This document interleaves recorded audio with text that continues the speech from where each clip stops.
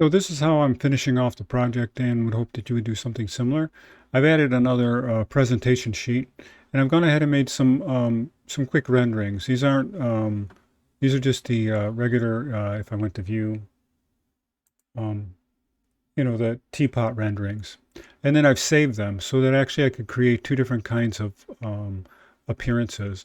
And what's important about this, as far as the exercise goes, is the idea of flexing the parametric qualities that we've had, where you can, I want you to do an A and B comparison between modifying the thickness of the columns.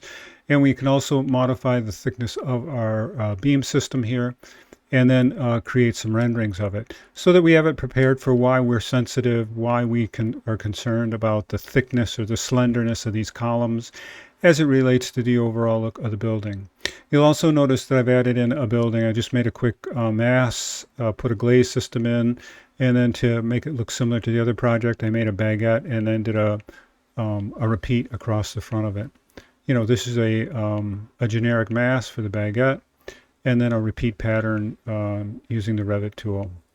I also have some entourage down here, and these are from Enscape, but they really are neat because they do help to provide scale of just how massive this project is. The other thing I've added are two drawings are just our isolations of that area where we did our analysis.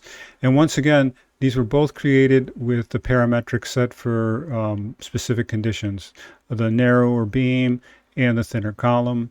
And then where it's thicker over here, I remodeled it and placed it here with the thicker connection detail.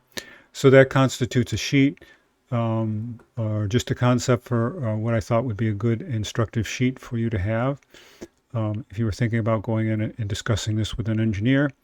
And then, of course, we also have our structural review sheet that will be used for submittal. So those two sheets would be considered the requirement submittal for the project.